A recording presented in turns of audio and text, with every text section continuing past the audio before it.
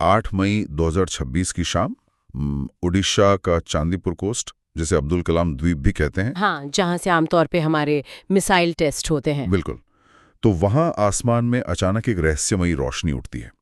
मतलब इसके पीछे छूटे धुएं के सफेद निशान और आसमान में 60 से 70 डिग्री के तीखे घुमाव वाले वीडियो वो कुछ ही मिनटों में उड़ीसा से लेकर पश्चिम बंगाल और बांग्लादेश तक वायरल हो जाते हैं। और मजेदार बात यह कि इस इतनी बड़ी घटना पर सरकार की तरफ से पूरी तरह खामोशी है, कोई ऑफिशियल स्टेटमेंट नहीं। राइट। तो सबसे बड़ा सवाल यही है, क्या आसमान में खिंची वो लकीरें कोई रूटीन टेस्ट था, या फिर भारत ने गुपचुप तरीके से अपनी सबसे घातक अग्नि 6 या किसी एडवांस्ड हाइपरसोनिक मिसाइल का बटन दबा दिया है? और जो आसमान में दिखा और जो कागजों पे बताया जा रहा है ना, उसमें बहुत बड़ा अंतर है। हाँ, तो आज के इस डीप डाइव में हमारा मिशन यही है, उपलब्ध स्रोतों, रक्षा विशेषज्ञों और जियोपॉलिटिक्स के जानकारों के विश्लेषण के आधार पर हम इस रहस्यमयी परीक्षण का सच डिकोड करेंगे। हम समझेंगे कि कैसे डिलीट किए गए ट्वीट्स और इस मिसाइल का वो अजीब सा रास्ता एक बहुत बड़े रणनीतिक बदलाव का इशारा कर रहे हैं। तो अगर हम आसमान नहीं मिले सुरागों से शुरू करें, तो इस पूरी घटना में जो सबसे पहली चीज ध्यान खींचती है, वो केवल मिसाइल का रास्ता नहीं है, बल्कि वो समय है जब इसे लॉन्च किया गया। मतलब शाम का वक्त। हाँ, मैं भी यही सोच रही थी कि शाम को ही क्यों? अगर कुछ सीक्रेट टेस्ट करना है, दुनिया से छिपाना है, तो आधी रात को करना चाहिए ना, जब कोई देख ना सके। यहीं पर विज्ञान का एक बहुत ही दिलचस्प पहलू काम करता है। मैं समझाती हूँ। कल्पना कीजिए कि जमीन पर अंधेरा छाने लगा है, सूरज लगभग ढल चुका है। ठीक है, लेकिन अगर हम सतह से 50 या 100 किलोमीटर ऊपर वायुमंडल की बात करें, तो वहां सूरज की रोशनी अभी भी मौजूद होती है। तो जब ये मिसाइल उस ऊंचाई पर पहुंचती है, तो इसके इंजन से निकलने वाला धुआं, जिसे प्लूम कहते हैं, वो उस बची हुई सूरज की रोशनी को पकड़ लेता है। ओह, तो इसलिए वो चमक रहा था। बिल्कुल। नीचे जमीन पर जहां एकदम घुप अंधेरा है, वहां से आसमान में एक चमकती हुई बहुत विशाल लकीर दिखाई देती है। तो ये कोई तकनीकी मजबूरी नहीं थी, ये जानबूझकर लगाया गया एक ग्लोइंग बिलबोर्ड था। एक ग्लोइंग बिलबोर्ड, मतलब एक ऐसा दृश्य जिसे दुनिया की नजर से जानबूझकर छिपाया ही नहीं गया। सही कहा। ये तो बड़ा दिलचस्प है। मतलब हम एक तरफ तो रहस्य बनाए हुए हैं और दूसरी तरफ खुद ही आसमान में एक चमकता हुआ साइन बोर्ड लगा रहे हैं। लेकिन जो वीडियो वायरल हुए हैं, उनमें वो मिसाइल सीधी नहीं जा रही थी। हाँ, उसका रास्ता काफी अलग था। मैं इसे थोड़ा आसान भाषा में समझने की कोशिश कर रहा हूँ। जैसे एक नॉर्मल मिसाइल का रास्ता तो ऐसा होता है ना, जैसे हमने कोई क्रिकेट बॉल हवा में पूरी ताकत से उछाल दी हो। हाँ, एक पैराबोलिक रास्ता। राइट। वो एक ऊंचाई तक जाएगी और फिर ग्रेविटी के कारण एक तय आर्क बनाते हुए नीचे गिरेगी, जिसे रडार आसानी से भांप सकता है कि वो कहाँ गिरने वाली है। ये एनालॉजी एकदम परफेक्ट है समझने के लिए। पारंपरिक बैलिस्टिक मिसाइलें बिल्कुल उसी क्रिकेट बॉल की तरह काम करती हैं। उनका रास्ता एक परवलय होता है।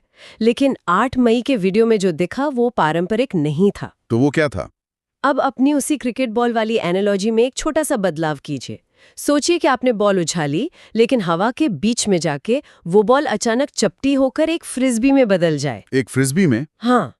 हवा के बीच में? हाँ, और फिर वो सतह के समानांतर लहरते हुए तैरने लगे, जिसे हम ग्लाइड करना कहते हैं, और वो भी ध्वनि की गति से 20 गुना ज्यादा रफ्तार पर।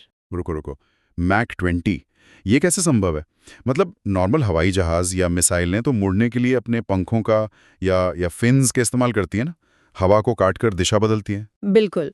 तो अगर कोई चीज मैक 5 या मैक 20 की रफ्तार से चल रही है, तो वहां पंख कैसे काम कर सकते हैं? वो तो पिघल जाएंगे ना, है ना? यहीं पर तो सारी एडवांस्ड इंजीनियरिंग छुपी है। हाइपरसोनिक रफ्तार पर हवा का घर्षण इतना ज्यादा होता है कि तापमान 3000 डिग्री सेल्सियस के पार चला जाता है। वहां कोई भी सामान्य धातु या पंख पिघलकर राख हो जाएगा। तो फिर वो मुड़ती कैसे है? मिसाइल के चारों तरफ प्लाज्मा का एक खोल बन जाता है। इसलिए ये जो नए हाइपरसोनिक ग्लाइड व्हीकल्स होते हैं, जिन्हें HGV कहते हैं, ये मुड़ने के लिए पारंपरिक पंखों का इस्तेमाल नहीं करते। अच्छा, तो फिर क्या तकनीक है इसमें? ये पृथ्वी के वायुमंडल की ऊपरी परत को एक स्लाइडिंग बोर्ड की तरह इस्तेमाल करते हैं। मतलब ये अंतरिक्ष और वायुमंडल के किनारे पर ऐसे फिसलते और उछलते हैं, जैसे कोई पत्थर पानी की सतह पर छलांग लगाता है। अरे बाप रे, ये तो गजब है। और इसी वजह से वो 60 से 70 डिग्री के ऐसे तीखे टर्न ले पाते हैं, जो किसी भी नॉर्मल मिसाइल के लिए नामुमकिन है। तो मतलब जो आसमान में जिगजैग करता हुआ दिखा, वो कोई आम मिसाइल नहीं थी, बल्कि ये हाइपरसोनिक ग्लाइड व्हीकल था, जो वायुमंडल पर सर्फिंग कर रहा था। बिल्कुल सही पकड़ा। लेकिन यहीं पर मेरा दिमाग थोड़ा उलझ रहा है। अगर आसमान में इतना बड़ा और एडवांस टेस्ट हो रहा था तो कागजों पर जो जानकारी दी गई वो तो कुछ और ही कहानी बता रही है। आप नोटम की बात कर रहे हैं ना? हाँ, जो नोटिस टू एयरमैन जारी किया गया था, जो कि सरकारों को देना पड़ता है ताकि कोई कमर्शियल फ्लाइट उस इलाके में ना आए, वो नोटम सिर्फ 3500 किलोमीटर की रेंज के लिए था। और 3500 किलोमीटर की रेंज हमारी पुरानी अग्नि 4 मिसाइल की है। बिल्कुल। लेकिन रक्षा गलियारों में चर्चा ये है कि ये अग्नि 6 थी, जिसकी मारक क्षमता तो 10,000 किलोमीटर से भी ज्यादा है। तो सरकार अपनी ऑफिशियल पेपर वर्क में झूठ क्यों बोलेगी? देखिए, इसे कागजों का झूठ नहीं बल्कि फोकस को डाइवर्ट करना कहना ज्यादा सही होगा। यहाँ एक बहुत बड़ा रणनीतिक बदलाव हो रहा है। वो कैसे? भारत के लिए अब रेंज या मिसाइल कितनी दूर तक जाएगी ये कोई चुनौती रही नहीं गई है। हमारे पास पहले से ही अग्नि 5 है जो 5000 किलोमीटर से ज्यादा मार कर सकती है। हाँ, जो कि काफी है। राइट। अगर हम भारत के संभावित खतरों की बात करें, विशेषकर चीन की, तो उसका पूरा भूभाग पहले ही अग्नि 5 की जद में है। हमें अमेरिका या यूरोप तक मिसाइल दागने की कोई सामरिक आवश्यकता है ही नहीं। तो मतलब इस टेस्ट का असल मकसद 10,000 किलोमीटर की दूरी नापना था ही नहीं? बिल्कुल नहीं, दूरी नापना मकसद था ही नहीं। तो फिर क्या था? सिर्फ उस फ्रिस्बी वाले ग्लाइड व्हीकल को टेस्ट करना। उस ग्लाइड व्हीकल की स्टेल्थ और उसकी मुड़ने की क्षमता यानी मैन्यूवरेबिलिटी को टेस्ट करना। मकसद ये जांचना था कि क्या हम एक ऐसी मिसाइल बना चुके हैं जिसे दुश्मन का रडार पकड़ ना सके, और अगर पकड़ भी ले तो उसका एयर डिफेंस सिस्टम उसे मार न गिरा सके। एकदम सही। नोटिम कम रेंज का इसलिए था क्योंकि पेलोड को जानबूझकर कम दूरी पर गिराया गया होगा, लेकिन उस छोटी सी उड़ान में ही उसके उस जिग-जैग रास्ते और ग्लाइड करने की क्षमता को परख लिया गया। ओके, ये समझ में आता है। लेकिन अगर सरकार सब कुछ इतना सधा हुआ और गुप्त रख रही थी, तो फिर वो ट्विटर वाला ड्रामा क्या था? Twitter drama? हाँ, मतलब मेरे हिसाब से वो एक बहुत बड़ी फजीहत थी। टेस्ट के तुरंत बाद सत्तारूढ़ पार्टी के ऑफिशियल हैंडल से एक ट्वीट आता है कि अग्नि 6 इतिहास रचने को तैयार है। हाँ, जिसमें 10,000 किलोमीटर रेंज का भी जिक्र था और MIRV तकनीक का भी जिक्र था। और फिर अचानक हड़बड़ी में वो ट्वीट डिलीट कर दिया जाता है। यहाँ तक कि सरकारी चैनल संसद टीवी ने भी long range anti ship hypersonic missile की सफलता का ट्वीट किया और उसे भी हटा दिया। तो आपको क्या लगता है ये क्या था? मुझे तो लगता है कि क्या ये किसी इंटर्न की गलती थी या तालमेल की कमी थी। पहली नज़र में ये एक बड़ी सरकारी भूल या कम्युनिकेशन गैप लग सकता है, लेकिन कूटनीति और जियोपॉलिटिक्स में इसे स्ट्रेटेजिक एम्बिग्विटी यानी रणनीतिक छलावा कहते हैं। रणनीतिक छलावा? हाँ, और डिलीट किए गए ट्वीट्स प्लॉजिबल डिनायबिलिटी का हिस्सा होते हैं। इसे थोड़ा और आसान भाषा में समझाएं, ये कैसे काम करता है? चलिए एक उदाहरण लेते हैं। मान लीजिए आप ऑफिस में एक प्रमोशन चाहते हैं, लेकिन आप खुलकर ये बात कहना नहीं चाहते। आप क्या करते हैं? क्या करूंगा मैं? आप गलती से अपनी एक बहुत ही शानदार परफॉर्मेंस रिपोर्ट बॉस के डेस्क पर छोड़ आते हैं और फिर अगले दिन कहते हैं, ओ वो तो किसी और काम के लिए थी। हाँ, मतलब मैसेज भी पहुंच गया और मैंने कुछ कहा भी नहीं। बिल्कुल, बॉस को संदेश मिल गया, लेकिन आप आधिकारिक तौर पर मुकर सकते हैं। यहाँ भी कुछ ऐसा ही हुआ। अच्छा, तो सरकार अंतर्राष्ट्रीय मंचों पर आधिकारिक रूप से ये घोषणा नहीं करना चाहती थी कि उसने 10,000 किलोमीटर वाली इंटरकॉन्टिनेंटल मिसाइल टेस्ट कर लिया। हाँ, क्योंकि इससे पश्चिमी देशों से बेवजह का दबाव आ सकता है, लेकिन वो अपने पड़ोसियों तक ये संदेश पहुंचाना भी चाहती थी कि हमारे पास ये तकनीक है। तो उन्होंने ट्वीट किया, जानकारी लीक की और फिर उसे हटा दिया। कमाल है। अब अगर कोई सवाल पूछेगा तो सरकार कह सकती है कि वो तो बस एक सोशल मीडिया हैंडल की गलती थी। ओ, मतलब गलती से मिस्टेक जो असल में पूरी तरह से प्लान की गई थी। सही कहा। लेकिन उस डिलीटेड ट्वीट में एक और शब्द था जिसने सबका ध्यान खींचा, MIRV तकनीक। हाँ, MIRV तकनीक। हाइपरसोनिक ग्लाइड व्हीकल तो समझ में आ गया कि वो रडार को चकमा देता है, लेकिन इस MIRV के साथ मिलकर ये इतना घातक कैसे बन जाता है? MIRV का फुल फॉर्म है multiple independently targetable re-entry vehicles. इसे ऐसे समझते हैं, पुरानी मिसाइलें एक स्नाइपर राइफल की गोली की तरह होती थी। मतलब एक मिसाइल, एक वॉरहेड और एक टारगेट। बिल्कुल, लेकिन MIRV वो एक पूरी की पूरी डिलीवरी वैन की तरह है। एक सेकंड, डिलीवरी वैन मिसाइल के अंदर? हाँ, मैं समझाती हूँ। मिसाइल का मुख्य बूस्टर उसे अंतरिक्ष में ले जाता है।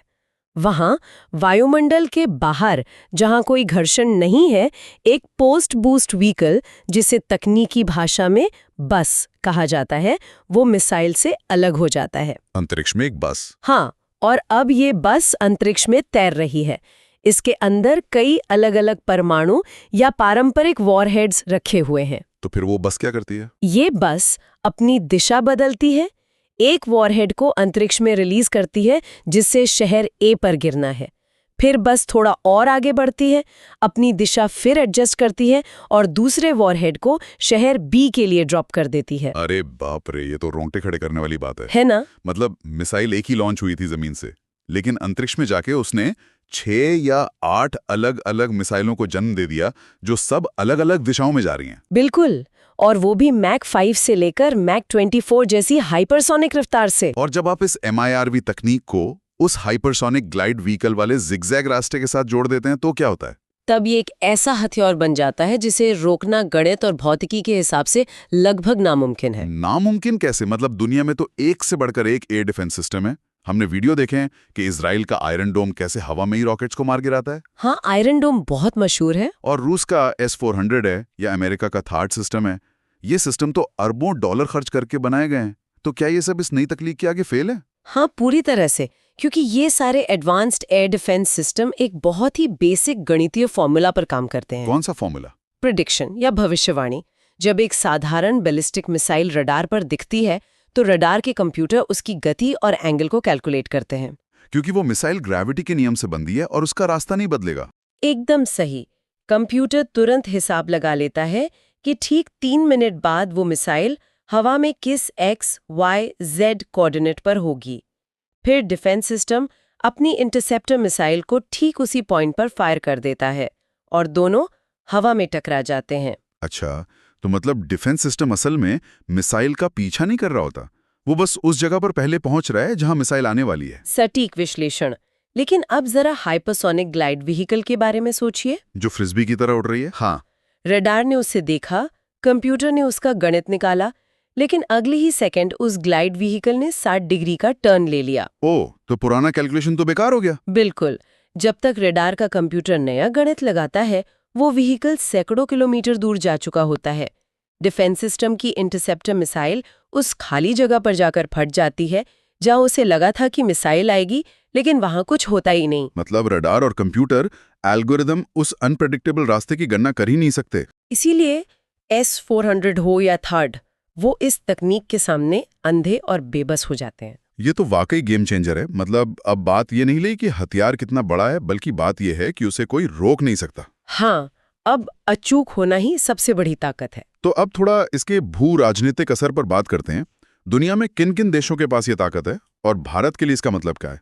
वैश्विक स्तर पर देखें तो केवल 5 देश ऐसे हैं जिनके पास आधिकारिक रूप से 10,000 किलोमीटर रेंज वाली इंटरकॉन्टिनेंटल बैलिस्टिक मिसाइल यानी ICBM है। अमेरिका, रूस, चीन, ब्रिटेन और फ्रांस। हाँ, इस सफल टेस्ट के साथ भारत इस एलीट क्लब का छठा सदस्य बन सकता है। लेकिन अगर हम इसमें MIRV और हाइपरसोनिक ग्लाइड क्षमता को भी जोड़ दें तो ये क्लब और भी छोटा हो जाता है। तो भारत कहाँ खड़ा है इसमें? भारत दुनिया का संभवतः चौथा ऐसा देश बन जाएगा जिसके पास ये तीनों क्षमताएं एक साथ काम कर रही हैं। और चीन का इसमें क्या एंगल है? क्योंकि अक्सर ये कहा जाता है कि भारत की मिसाइल तकनीक पाकिस्तान के लिए नहीं बल्कि चीन को ध्यान में रखकर बनाई जाती है। ये बात काफी हद तक सही है। चीन ने पिछले 1 दशक में अपनी DF सीरीज, खासकर DF-17 और DF-41 मिसाइलों के जरिए हाइपरसोनिक हथियारों में अमेरिका को भी पीछे छोड़ने की कोशिश की है। हाँ, इंडो पैसिफिक क्षेत्र में चीन का ये एक बहुत बड़ा दबदबा बन रहा था। बिल्कुल, और भारत के इस 8 मई के परीक्षण को इसी दबदबे का जवाब माना जा रहा है। यह एक सामरिक संतुलन, जिसे स्ट्रेटेजिक बैलेंस कहते हैं, उसे वापस स्थापित कर रहा है। तो चीन को क्या संदेश मिला इससे? चीन को अब यह स्पष्ट संदेश है कि अगर युद्ध की नौबत आई तो भारत के पास भी एक ऐसा अनस्टॉपेबल हथियार है जो उनके सबसे आधुनिक डिफेंस सिस्टम को भेद सकता है। और यहीं से सेकेंड स्ट्राइक कैपेबिलिटी की अहमियत सामने आती है। ये सेकेंड स्ट्राइक कैपेबिलिटी शब्द रक्षा विशेषज्ञ बहुत इस्तेमाल करते हैं, लेकिन एक आम इंसान के नजरिए से इसका असल मतलब क्या है? क्या ये सिर्फ पलटवार करने को कहते हैं? ये पलटवार से कहीं ज्यादा बड़ी चीज है। ये दरअसल भय का वो सिद्धांत है जो शांति बनाए रखता है। वो कैसे? मान लीजिए कि कोई दुश्मन देश भारत पर अचानक परमाणु हमला कर देता है। हमारे कई रडार, सैन्य ठिकाने और कम्युनिकेशन लाइनें तबाह हो जाती हैं। ठीक है, एक वर्स्ट केस सिनेरियो।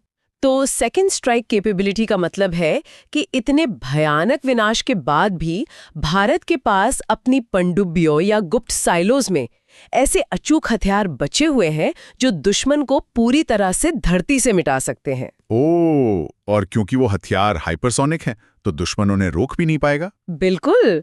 जब दुश्मन को पता होता है कि भारत के पास MRV और हाइपरसोनिक ग्लाइड व्हीकल जैसे हथियार हैं जिन्हें किसी भी सूरत में हवा में नहीं रोका जा सकता, तो वो पहला हमला करने की हिम्मत ही नहीं करेगा। इसे ही डिटरेंस या निवारक शक्ति कहते हैं। हाँ, ये हमला करने के लिए नहीं, बल्कि हमले को रोकने के लिए है। यह एक बहुत ही मजबूत सिद्धांत है। लेकिन जब हम पड़ोसियों को संदेश देने की बात कर रहे हैं, तो मुझे इस पूरे विश्लेषण में एक और दिलचस्प जानकारी मिली है जो इसकी टाइमिंग को लेकर है। आप तारीखों की बात कर रहे हैं? हाँ, 8 मई को ये टेस्ट हुआ और ठीक एक दिन पहले 7 मई को ऑपरेशन सिंदूर को 1 साल पूरा हुआ था। क्या ये महज एक इत्तेफाक है? देखिए, रक्षा जगत में इत्तेफाक बहुत कम होते हैं। ऑपरेशन सिंदूर भारत के हालिया कूटनीतिक और सैन्य इतिहास का एक बहुत बड़ा टर्निंग पॉइंट था। जहां तक मुझे याद है, 1 साल पहले भारत ने पाकिस्तान की सीमा के भीतर घुसकर ब्रह्मोस मिसाइलों से एक बहुत ही सटीक और घातक स्ट्राइक की थी। हाँ, सूत्रों के अनुसार इस स्ट्राइक में लश्कर और जैश के आतंकी ठिकानों को निशाना बनाया गया था और 100 से ज्यादा पाकिस्तानी सैनिक और आतंकी मारे गए थे। और सबसे हैरान करने वाली बात उस ऑपरेशन में ये थी कि पाकिस्तान का पूरा एयर डिफेंस सिस्टम सोया रह गया। उनके रडार भारत की उन ब्रह्मोस मिसाइलों को आते हुए देख ही नहीं पाए। बिल्कुल। और अब आप इन दोनों घटनाओं को जोड़कर देखिए। 1 साल पहले पाकिस्तान को पता चला कि उनका डिफेंस सिस्टम काम नहीं करता। हाँ, और ठीक 1 साल बाद उसी सालगिरह के आसपास भारत आसमान में एक विशाल चमकती हुई लकीर खींचकर एक ऐसा हथियार टेस्ट करता है जो ब्रह्मोस से कई गुना ज्यादा एडवांस्ड, तेज और अजेय है। लेकिन यहाँ मैं फिर से थोड़ा पुशबैक करना चाहूंगा। जी, पूछिए। अभी थोड़ी देर पहले हमने बात की कि भारत पश्चिमी देशों के दबाव से बचने के लिए जानकारी छिपा रहा है, छोटे रेंज का नोटेम दे रहा है, ट्वीट्स डिलीट कर रहा है। हाँ, स्ट्रेटेजिक एम्बिग्विटी। राइट। लेकिन अगर आप इतने ही लो प्रोफाइल रहना चाहते हैं, तो फिर आप अपने पड़ोसी के ठीक सामने इतने बड़े ऑपरेशन की सालगिरह पर आसमान को क्यों जगमगा रहे हैं? मतलब क्या ये एक विरोधाभास नहीं है? ये विरोधाभास नहीं है, बल्कि यही मॉडर्न स्टेट क्राफ्ट यानी आधुनिक कूटनीति है। आप अपनी तकनीक के ब्लूप्रिंट और सटीक डेटा पॉइंट्स को दुनिया से छिपाना चाहते हैं, इसीलिए नोटम छोटा था और ट्वीट डिलीट किए गए। अच्छा। लेकिन आप अपनी क्षमता यानी कैपेबिलिटी को छिपाना नहीं चाहते। सिग्नलिंग का मतलब ही यही है कि आप बिना कोई उग्र भाषण दिए या कोई प्रेस कॉन्फ्रेंस किए अपने दुश्मन को उसकी जमीन पर यह दिखा दें कि हम क्या कर सकते हैं। मतलब action speaks louder than words. बिल्कुल। जब पाकिस्तानी या चीनी सैटेलाइट्स ने उस शाम आसमान में वो 60 डिग्री के टर्न रिकॉर्ड किए होंगे ना, तो उनका रडार रूम बिना एक भी गोली चले दहशत में आ गया होगा। वाह। ये मनोवैज्ञानिक युद्ध का एक बहुत ही शानदार उदाहरण है। तो अगर हम इस पूरे डीप डाइव को समेटने की कोशिश करें, तो जो तस्वीर उभरती है वो सिर्फ एक मिसाइल लॉन्च की नहीं है। वो एक ऐसे भारत की है जो अब मिसाइलों की रेंज की पुरानी बहस से बहुत आगे निकल चुका है। सही कहा। मतलब 3000 किलोमीटर या 10,000 किलोमीटर अब मायने नहीं रखता। मायने ये रखता है कि मिसाइल कितनी अदृश्य है, कितनी तेज है और रडार को चकमा देने में कितनी माहिर है। इस एक टेस्ट ने साबित कर दिया है कि भारत अब पारंपरिक हथियारों की दौड़ से निकलकर उस लो ऑब्जर्वेबल हाई स्पीड वाले एलीट क्लब में आ गया है। हाँ, ये सिर्फ एक नया गैजेट नहीं है, बल्कि ये हमारे सैन्य सोचने के तरीके में एक बहुत बड़ी टेक्नोलॉजिकल और डॉक्ट्रिनल मैच्योरिटी है। हम एक ऐसे युग में आ गए हैं जहां गति और चपलता ने आकार और दूरी को पीछे छोड़ दिया है। बिल्कुल। भारत ने ये साफ कर दिया है कि भविष्य के युद्धों में या शक्ति संतुलन में वो केवल दर्शक नहीं, बल्कि नियम तय करने वालों में से एक होगा। शुरुआत में हमने बात की थी कि कैसे एक क्रिकेट बॉल के प्रेडिक्टेबल रास्ते की जगह अब एक फ्रिस्बी जैसी हाइपरसोनिक उड़ान ने ले ली है। इस पूरी चर्चा से ये तो साफ है कि युद्ध और तकनीक के नियम हमेशा के लिए बदल गए हैं। इसमें कोई शक नहीं है। हर तलवार के लिए एक ढाल बनाई जाती है। जब तोपें आईं तो किले की दीवारें मोटी कर दी गईं। जब हवाई जहाज आए तो एंटी एयरक्राफ्ट गन्स बन गईं। लेकिन जरा सोचिए, अगर ये हाइपरसोनिक ग्लाइड व्हीकल सच में इतने अजय हैं, अगर ये इतने तेज और अनप्रेडिक्टेबल हैं कि दुनिया के सबसे बेहतरीन डिफेंस सिस्टम, चाहे वो आयरन डोम हो या S-400, एकदम बेकार हो जाएं, तो इसका मतलब है कि अब दुनिया में सिर्फ तलवारें बची हैं, ढाल कोई नहीं है। ये बहुत ही गहरा सवाल है। और अगर दुनिया के किसी भी देश के पास अपना बचाव करने का कोई ठोस तरीका ही नहीं बचा, तो फिर इस दुनिया में शांति कैसे टिकेगी? क्या हम हथियारों की रेस के एक ऐसे नए और खौफनाक युग में प्रवेश कर चुके हैं जहां डिफेंस नाम की कोई चीज बची ही नहीं है? ये सच में सोचने वाली बात है। और अगर ढाल टूट चुकी है, तो क्या हम केवल इस उम्मीद के सहारे जिंदा रहेंगे कि सामने वाला कभी पहली बार तलवार नहीं उठाएगा? इसी विचार के साथ हम आज का ये डीप डाइव यहीं समाप्त करते हैं। आसमान की लकीरों ने जो संकेत दिए हैं, उन पर नजर बनाए रखिएगा।